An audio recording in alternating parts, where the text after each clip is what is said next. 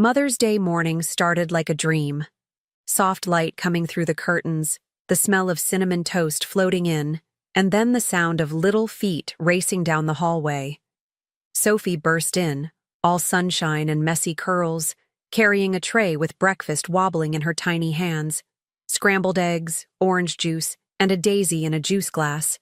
Right next to it, her handmade card.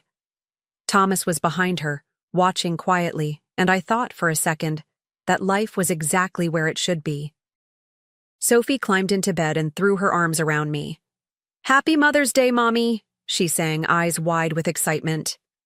I kissed the top of her head, laughing, and picked up the card. I expected hearts and flowers and a crooked drawing of the three of us. But what I saw pulled the breath right from my lungs. Written in bright purple crayon, "Happy Mother's Day, Maria. You are the best." Signed, proudly, in Sophie's handwriting. I didn't move. I couldn't. I kept my voice gentle. "Sweetheart, who's Maria?" Sophie looked up at me with all the innocence in the world. "That's who Daddy told me to write it for first," she said. But then he said never mind. My chest went tight. My hands went cold. I smiled and nodded like everything was fine. But inside, something cracked. Quietly, precisely. And just like that, Mother's Day became a puzzle. And I already had the first piece. I went through the motions. Smiled at Sophie, thanked Thomas, even managed to take a bite of those 2 salty eggs. But inside, everything had shifted, like the floor beneath me wasn't quite solid anymore. I watched him from across the tray, how he avoided my eyes, how his smile didn't quite reach. He kissed my cheek, said he needed to check an email before brunch, and left the room. I just sat there, holding the card like it was made of glass and betrayal all at once. Maria. The name pulsed in my mind like a bruise I couldn't stop pressing. It wasn't just a mistake. Kids don't make up names. They repeat what they're told. And I knew my daughter's handwriting. Knew that Thomas had helped her spell it. It wasn't just a slip. It was a signal. And now that I'd seen it, I couldn't unsee it. Something had happened. And he didn't think I'd ever know. But I did. I didn't cry. I didn't scream. I didn't even shake. Instead, my mind snapped awake like a door creaking open in a quiet house. I started remembering things, phrases, absences, a cologne I didn't buy. This wasn't the first clue, just the first I couldn't ignore. And if that card had slipped through, what else had? Later that morning, while Sophie played in the living room and Thomas took a suspiciously long shower, I sat at the kitchen table with that card in front of me. I ran my fingers over the crayon letters. Thick, innocent, damning. My coffee went cold while I thought. Not just about Maria, but about how calm I felt. Not numb. Clear.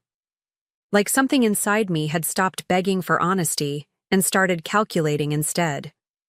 I thought about all the quiet sacrifices I'd made. Nights I stayed up with Sophie while he worked late. Birthdays I planned alone. The times I brushed off gut feelings as paranoia. I thought about the woman he was with. Did she know about me? About our daughter? Had she ever sat in this kitchen, smiled in my direction, worn her hair neat to impress my husband? The thought should have made me fall apart. But I didn't. Because I knew one thing with absolute certainty. If he could hand me a lie wrapped in a holiday, I could hand him the truth, tied in a bow. Not today, not yet. But when the time was right, he would wish that card had never left our daughter's hand. I didn't confront him. Not that day. Not the next. I smiled when he made coffee, laughed when he retold a story I'd heard 100 times, and let him kiss my forehead like nothing had changed. But everything had. I became someone else. Quieter. More careful. I watched him, noted his habits, the way he guarded his phone like it held state secrets. I let him believe I was still asleep, still soft. But I wasn't. One afternoon, While he ran out to get groceries, I went looking. It wasn't dramatic, just methodical. I started with his email on the shared laptop, notifications he thought he deleted, flights he never told me about, an Uber to a hotel on a Wednesday night when he'd said he had a team dinner. The pieces weren't scattered. They were just tucked away, waiting for someone to stop pretending they didn't see them. I saw them now. And the worst part? It wasn't even hard. I opened the center console in his car, and there it was. A second phone, cheap and dirty looking, like the kind used for drug deals or dirty secrets. Locked, of course. But I didn't need the messages. Just the existence of that phone was enough. Enough to confirm what I'd started to suspect. Enough to prove Maria wasn't just a name in a card. Her name came up in his inbox, buried in a forwarded meeting invite. Maria L. No last name spelled out, just the initial, like she was trying not to leave footprints. But I knew. She worked with him. I remembered her vaguely from a Christmas party 2 years back. Tall, polished, too eager to laugh at his jokes. At the time, I brushed it off. Now? Now I saw it differently. Her hand had been reaching into my life for longer than I realized. I started piecing it together like a mosaic built from betrayal. There were receipts, wine bars we'd never visited together, gifts I never received. I found a photo of our backyard from a strange angle, sent from her email to his. That was the one that made my stomach twist. She had been in my home, while Sophie napped in the next room, while I was out picking up groceries, folding laundry, trusting. The audacity didn't just sting, it scorched. But I didn't scream. I didn't call her. I didn't cry to my mother. Instead, I poured myself a glass of wine, sat down at the kitchen counter, and started a new note in my phone. Operation Mother's Day. Because if he was bold enough to plant her in my life, I'd be bold enough to show them both just how deep roots can burn. I watched them differently after that. Thomas, with his carefully measured lies, and Sophie, with her honest little heart caught in the middle. That's what hurt the most. Not just that he cheated, but that he used our daughter to deliver his mess. That card wasn't just a slip. It was a wound with glitter glued around the edges. But instead of bleeding, I studied. Every late text, every rushed shower, every work meeting that didn't quite add up, I logged it all. At night, I lay next to him, my body still, my mind racing. The irony wasn't lost on me, how I'd once memorized his laugh, his scent, his warmth. And now I was memorizing his inconsistencies, his tells, the signs of someone playing house while building another life just beyond the walls of mine. And yet, I never let it show. Not once. Because what I was planning needed patience, timing, precision. He gave me deception dressed as devotion. I'd give him clarity he'd never forget. And as for Maria, she walked into my home thinking she was unseen. But I saw her now. And soon, everyone else would too. I started planning the dinner the very next morning. Not a dramatic confrontation, not a shouting match. No, I wanted elegance. I wanted memory. Something that would echo. I told Thomas I wanted to host a Mother's Day dinner. Just something small. Family, a few close friends, maybe even some of his coworkers. He smiled like it was sweet. Said, "You deserve it, babe." I smiled back, thinking, you have no idea what I deserve. I made lists, menus, decorations, seating arrangements. But behind each checklist was something sharper. I created a fake email, sent a formal invitation to Maria, posed as the office assistant, said it was a surprise celebration in my honor, and that attendance would reflect well on her team spirit. I knew she'd come. Women like her never turn down a chance to be admired, or to feel like they've won. And that made me certain she wouldn't see this coming. Meanwhile, I met with a lawyer. Nothing loud, just a lunch downtown. I smiled as I handed over every document he needed. Bank statements, mortgage details, even a timeline of behavior. He said, You've done your homework. I said, I'm a mother. We don't sleep, we prepare. And prepare I did. While Thomas scrolled through his phone and pretended to be busy, I was quietly building a stage. I arranged for a slideshow, told everyone it would be a sweet little montage of motherhood through the years. You'll love it, I told him one night while he chewed dinner and barely looked up. It'll remind us how far we've come. He nodded, clueless. Every lie he'd told me had softened my voice into velvet. Every secret gave me more reason to smile. I carefully curated the images. The first few were genuine. Sophie's first bath, her first steps, me and her baking cookies in matching aprons. The kind of stuff that made people tear up and say, "Aw." But woven in, like a thread meant to unravel everything, were the truth bombs. The card, the text screenshots, the photo of him and Maria outside that hotel, arms around each other like a couple in a Hallmark movie. It was all there, already. And I still kissed him goodnight, still folded his shirts, still asked about his day. He thought I was healing, maybe even blooming. And in a way, I was. But not for him, not for us, for the version of me that refused to be fooled again. I didn't hate him, not in the way people expect. What I felt was colder than that, cleaner, like I'd finally rinsed the fog from the mirror and could see the truth. About him, about us, about how easy it was to fall asleep in a life that wasn't real. He thought I was just a wife, just a mother. But he forgot one thing. I was also watching. And I knew how to turn a wound into a weapon without ever raising my voice. Behind every detail of the dinner, I hid intention.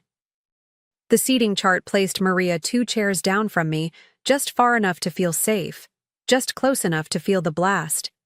I even picked her wine, Sauvignon Blanc, the same bottle she and Thomas had ordered at that hotel, according to the receipt I'd found. I wondered if she'd taste the irony. I hoped she would. I hoped she'd savor it just long enough to realize what was coming. The night was set, the guests confirmed. The slideshow was saved under a name only I recognized, for the woman who forgot I exist. He walked around the house that week like everything was fine, and I let him, because the show was about to begin. The house looked beautiful that evening, candles flickering, soft jazz playing, wine glasses lined up like soldiers. I wore a soft pink dress, the one he always said made me look effortlessly elegant. Sophie was with my sister for the night. I didn't want her anywhere near what was about to unfold.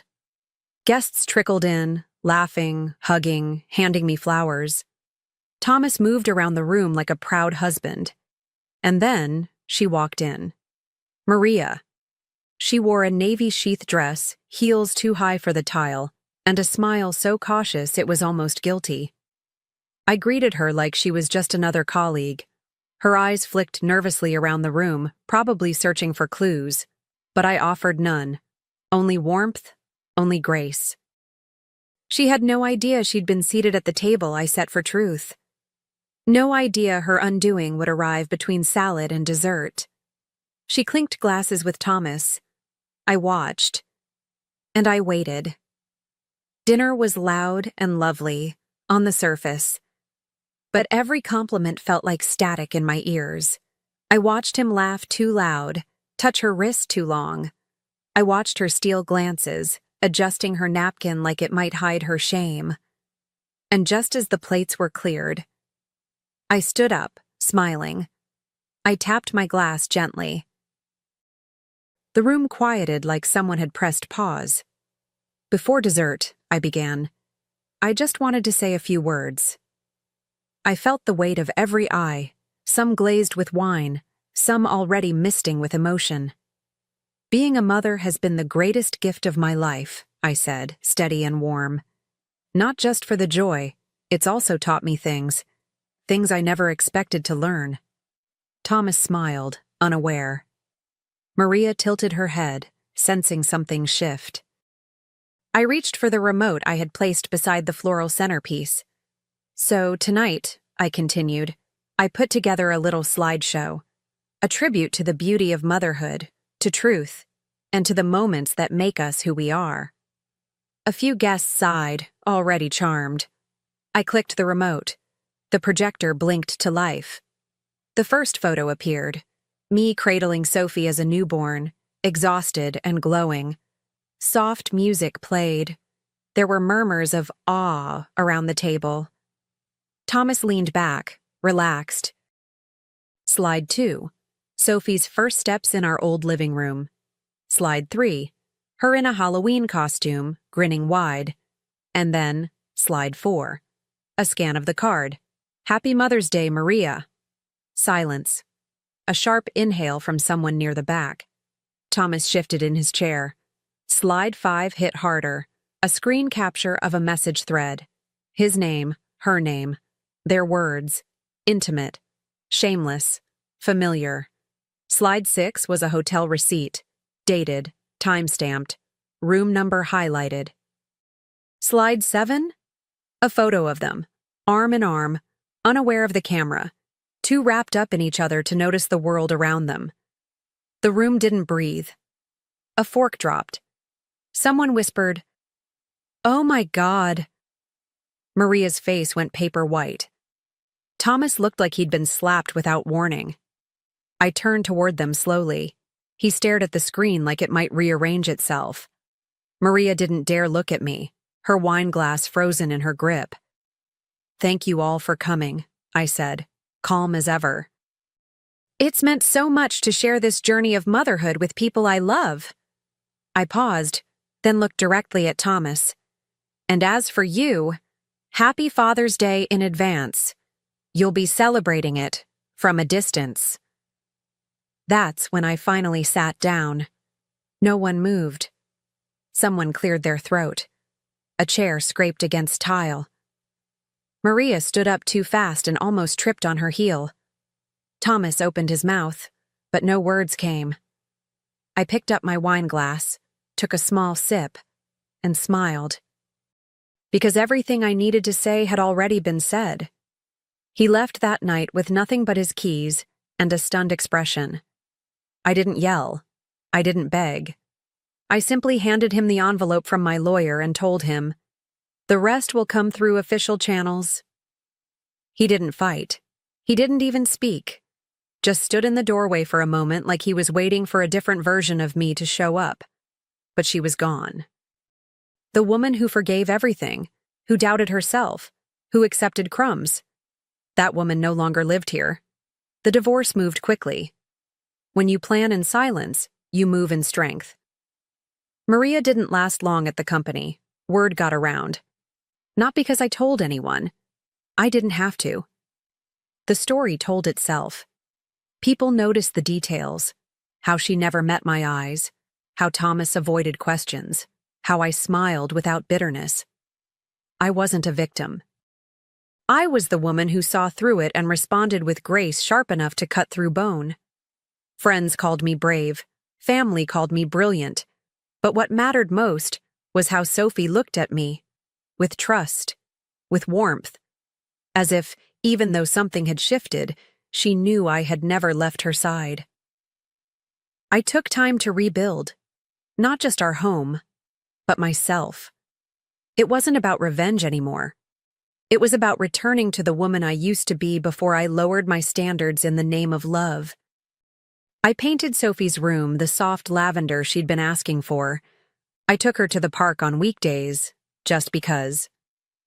We danced in the kitchen to silly music. We lit candles at dinner even when it was just the two of us. There was peace again. Real, earned peace. One night, weeks later, she asked me, "Mommy, is Daddy coming back?" I didn't lie. I didn't twist it into a fairy tale. I took a deep breath and said, "No, sweetheart. He made choices that weren't kind to us. And sometimes when people choose the wrong things, they lose the right to stay." Her eyes searched mine, not afraid, just curious. Then she nodded, snuggled close, and whispered, "I'm glad I wrote you the card." I almost cried. but I held her instead, tight, steady, strong. Because that tiny, accidental mistake, that one wrong name scrawled in crayon, it led us here, to truth, to quiet, to a better version of forever. That night, after Sophie drifted off to sleep, I stood by her door a little longer than usual. The hallway was quiet. Our home was quiet.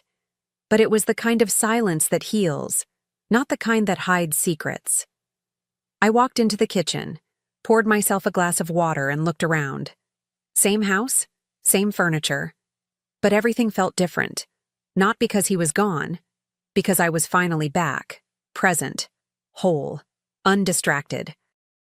I've told this story to a few women, quietly, over coffee, or whispered between soft laughs and shared understanding. They always lean in a little closer when I get to the part about the card. "A child's handwriting?" they say. "That's how you found out?" I nod, because sometimes the truth doesn't arrive in a dramatic scene.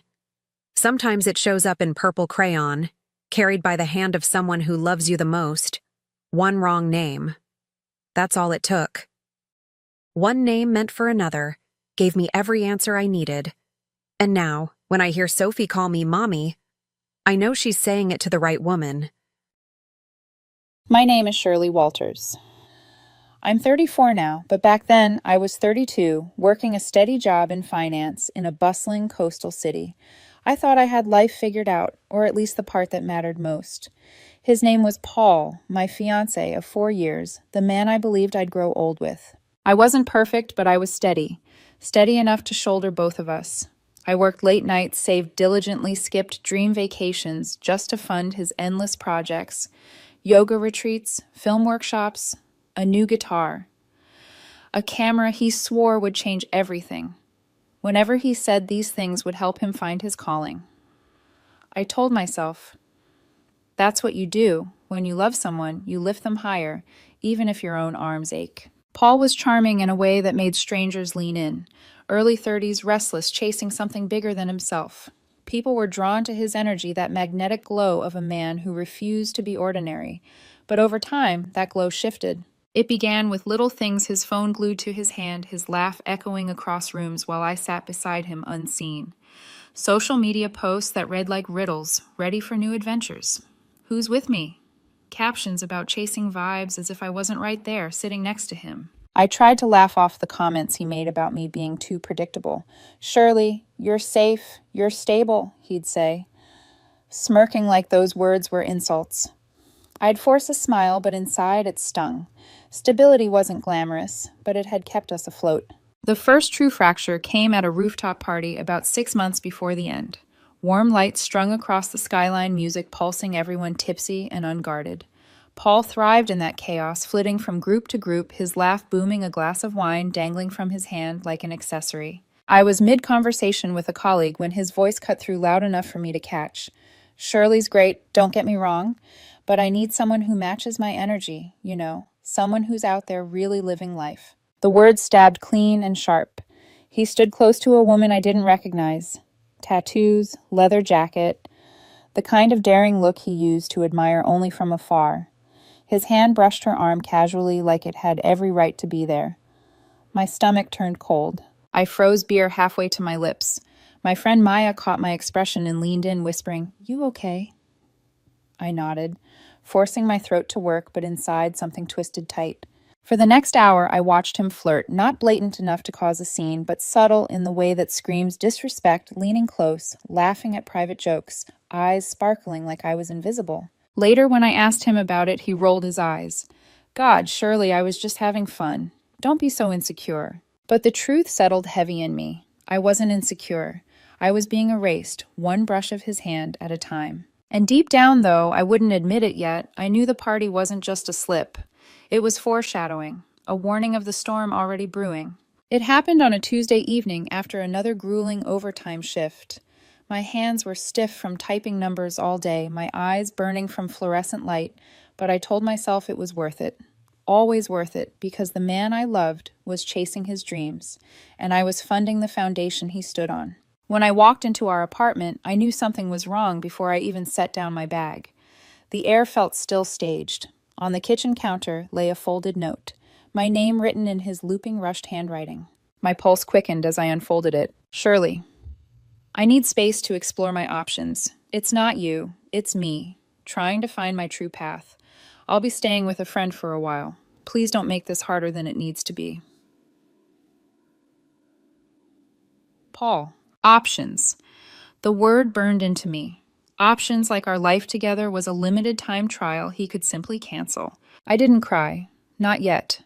My body went numb as if my mind had flipped a hidden switch. I didn't call. I didn't text. Something inside me, maybe dignity, maybe exhaustion, froze. But Paul wasn't finished twisting the knife. The very next day, he came back to grab his things. I was home, sitting on the couch, the note still on the table beside me, like evidence of a crime. He walked in wearing a fitted jacket I didn't recognize, hairstyled deliberately. Messy lips, painted with a new shade of confidence. He looked like a man auditioning for his next role. Surely we need to talk, he began, tossing his hair back like he was on stage. I clenched my jaw, bracing. I've been thinking a lot, he said. You're amazing, stable, dependable. But I can't be tied down with someone so safe. Safe, he said it like poison. Safe. My voice came out flat, steady. You mean the woman who worked double shifts to buy you that guitar?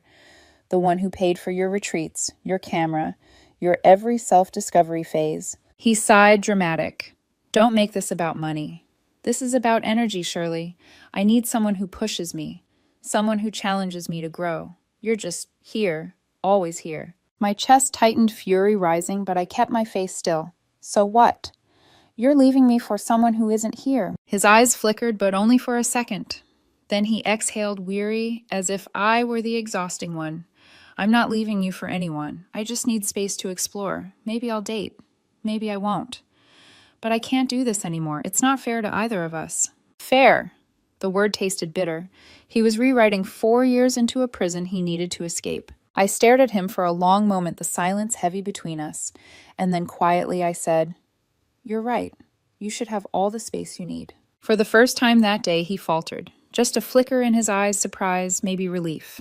Good, he said quickly. I'm glad you get it. I'll be out by tomorrow. Let's keep this civil. Civil.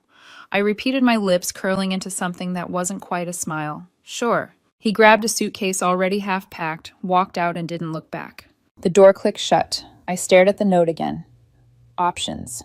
It wasn't just a breakup, it was a dismissal, a rejection of me as too ordinary, too safe. And yet as I sat in the silence, he left behind a new decision rooted itself in me. That night I drafted an email. A job transfer I had once declined because Paul said he didn't want to move. A promotion in another city waiting for my answer. My fingers trembled as I hit send. I'm in. When can I start? By the end of the week, I'd packed my essentials, broken the lease, and planned my escape. I didn't tell Paul. I didn't tell anyone except Maya, my one loyal friend. If Paul wanted space, I'd give him more than he could ever imagine. I'd give him silence. The city I moved to was nothing like the bustling coast I'd left behind. It was smaller, quieter, rain-heavy streets that smelled of coffee and wet pavement. For the first time in years, my life wasn't built around Paul's needs. At work, I buried myself in long hours. My new role demanded precision strategy, endless focus, exactly what I needed to numb the ache he left behind. During the day, I was unstoppable. At night, though, the silence pressed in. I'd lie awake, replaying everything. The rooftop party where he called me safe. The retreats I paid for with my overtime hours. The way his eyes sparkled at other women while mine dulled under fluorescent light. Why did I give so much? Was I just a stepping stone? The questions clawed at me, but eventually pain gave way to something else. Resolve. Instead of falling apart, I rebuilt. I joined a gym at first to sweat out the memories later because I loved feeling my body grow stronger. On weekends, I hiked trails through damp forests, discovering how silence could feel like freedom instead of punishment. I even launched a side hustle consulting for small businesses, an idea Paul once dismissed with a laugh. Too corporate, too boring. Surely he'd sneered. But clients valued my reliability, my safety. What he saw as dullness, others saw as strength. I blocked every trace of him, changed my number, wiped my socials. To Paul, I no longer existed. My only tether to the past was Maya, my closest friend back home. She respected my silence, but slipped me the occasional update. At first, he's thriving, she said over the phone one night. Parties, road trips, cryptic quotes about freedom. He's posting like he's reborn. I laughed bitterly. Of course he is. He's always been good at performances. But Maya's tone shifted after a few months. He's different now, restless. His options don't seem to stick. I didn't ask for details. I didn't need them. Instead, I found my own outlet, anonymous posts online, advice forums, relationship boards. I wrote about red flags without names. If they tell you they need space to explore options while you're funding their dreams run. It was my quiet way of reclaiming control, a whisper into the void that maybe someone else could catch before it was too late. And still, despite the silence, I could feel him circling, like a shadow waiting for the moment I'd slip. 6 months after I vanished, Maya called me late one evening. Her voice carried that hesitant edge I'd learned to recognize the tone people use when they are about to tell you something you don't want to hear. Shirley, he's been asking about you. I froze, my pen stilled above the papers on my desk. Asking? Yeah. Said he tried texting, but your number changed. He sounded off, not his usual confident self. I leaned back in my chair, my lips pressing into a thin line. Paul was used to women orbiting him. Silence wasn't something he understood. But Maya didn't stop there. Honestly, things aren't going great for him. He jumped into the apps right after you left. First, there was some woman he whisked away on a weekend trip, paid for it all, of course. She ghosted him the second they got back. I let out a humorless laugh. Options. Then another one, a guy who claimed he needed money for a startup. Paul lent him cash, and, well, you can guess the rest. I didn't ask for more. The image was clear. His options were turning on him one by one. Meanwhile, I had grown steadier, sharper. My work was thriving, my side hustle gaining traction. I was no longer the woman who lived in his shadow. But Paul didn't stop. He tried everything. First came the polite feelers through Maya. Can you just tell Shirley I want to talk? Then the desperate calls to her phone voicemails, where his voice cracked with something unfamiliar regret. Tell Shirley I made a mistake, one message said. Those people, they used me. She was the real deal. Please just tell her that. Maya played it for me once. I listened in silence, feeling nothing. No sympathy, no anger, just distance. His family got involved too. An email from his sister arrived in my inbox. She'd found my work address somehow. You're being petty, Shirley. Paul's going through hell, and you're stonewalling him. After all you two had, the least you can do is call him back. Stop being childish. I deleted it without responding. Because here's what they couldn't understand. Silence wasn't weakness. It was armor. Every time he reached out, and I didn't answer the truth, pressed harder on him, he had burned the one bridge that wouldn't rebuild itself. Paul's world was shrinking, collapsing, under the weight of his so-called freedom. And my mind was only expanding. By the time a year had passed since I disappeared, the contrast between our lives had become almost cruel. I was thriving. My career in finance had accelerated. My side consulting work was picking up high-value clients, and for the first time in years, I felt light. I went to bed without dread, woke up with purpose, and when I looked in the mirror, I no longer saw the woman he once called safe, like it was an insult. But Paul was crumbling. Maya's updates trickled in whether I asked for them or not. He had jumped from one relationship to another, each ending worse than the last. One girlfriend drained his savings with promises of a joint investment. Another, a musician he bragged about endlessly, left him stranded after borrowing expensive gear. His once vibrant social media shifted from glossy road trip photos to vague, desperate posts. Send positive vibes. Some people aren't who they seem. The charisma that once made him magnetic was now unraveling into something jagged, bitter. And then his desperation turned toward me. Blocked numbers. Burners. Fake profiles sliding into my DMs with messages like, Shirley, please, I see things clearly now. Or worse, you can't ignore me forever. You owe me a conversation. I didn't reply, not once. When silence didn't break me, he escalated. Maya forwarded a voicemail he left on her phone. Please, I was wrong about needing options. Shirley was the one. She challenged me, kept me grounded. These people, they used me, all of them. She was the real thing. Tell her I'll do anything. His voice cracked, and for the first time I heard real panic. But still I felt nothing. Then came his sister again, angrier this time. Another email, this one sharper, almost accusing. Do you enjoy watching him suffer? He made mistakes, but haven't you punished him enough? Surely be the bigger person and pick up the phone. I stared at the words, and for a fleeting second I marveled. Because wasn't it strange? When he belittled me, mocked me, dismissed me as too safe, none of them told him to be the bigger person. But the moment he suffered, they demanded my compassion. No, I had given enough compassion to last a lifetime. The truth was simple. Paul wasn't unraveling because of me. He was unraveling because of himself. And though I didn't say it out loud, I felt the foreshadowing settle like a whisper in the air. Our paths would cross again. It was inevitable. And when it happened, I wondered, would he even recognize the woman I'd become? It was 1 year and a day after I vanished when fate decided to test me. I was at the airport heels, clicking against polished tile, a slim briefcase in hand. I was heading to a client conference, first class this time, not because I needed to, but because I could. My consulting business had grown beyond what I ever imagined. I wasn't just surviving anymore, I was thriving. The boarding announcement echoed through the terminal when I heard it. Shirley. The sound of my name in that voice unmistakable. My spine went rigid. I turned and there he was, Paul. Except, not the Paul I remembered. His hair was unkempt, his clothes rumpled a carry-on, slung over his shoulder like it was too heavy for him. His face looked older, but not with grace, etched instead by sleepless nights and too many bad decisions. He froze when our eyes met, then rushed forward, relief flooding his expression. Oh my God, it's you. Shirley. I've been trying to reach you for months. Please just give me 5 minutes. I stood tall, gripping the handle of my briefcase. Paul. I said his name the way one acknowledges a stranger, flat and polite. He swallowed hard. I was an idiot. Those options I thought I needed. They were disasters, liars, users, abusers. You were the one who pushed me to grow. You were the real thing. Please, let's try again. His words tumbled out, desperate, jagged. Passers-by slowed, sensing the tension. His voice cracked. Shirley, please, I need you. I'm trapped in this mess because I left you. I studied him in silence. In the din of travelers and flight calls, the contrast was blinding me in a tailored blazer, poised untouchable. Him unraveling, desperate in public. Finally I spoke. Calm, clear, deadly final. You wanted space, Paul. I gave you the whole universe. He blinked, stunned. I built something new in that silence. A life that doesn't include you. He reached for my arm, his grip trembling.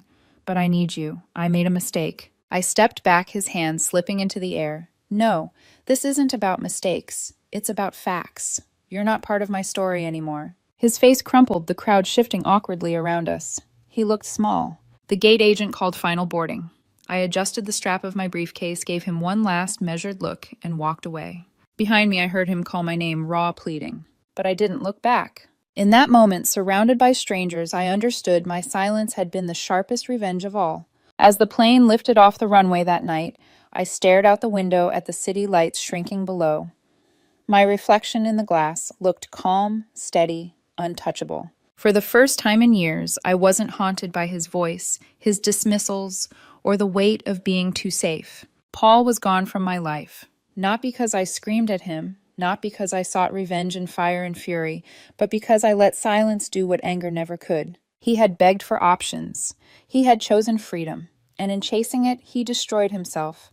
Every cruel word, every mocking laugh, every careless betrayal had come back to devour him. And me, I had taken that same silence he gave me and turned it into something else. Discipline, clarity, independence. My consulting business was thriving. I had new friends who valued me for exactly who I was, no pretenses. I had mornings filled with purpose, evenings filled with peace. People sometimes ask if I ever regret disappearing so completely, if I ever wonder whether giving him another chance might have changed things. The truth, no. Because the person Paul needed me to be, the steady, dependable one, always catching him when he fell, that surely no longer exists. And the woman I've become doesn't need him or his apologies or his chaos. In the quiet of the cabin, I whispered words I never got to say to his face. You explored your options. I explored mine. Turns out freedom suits me better. I closed my eyes, and for the first time, the chapter truly ended.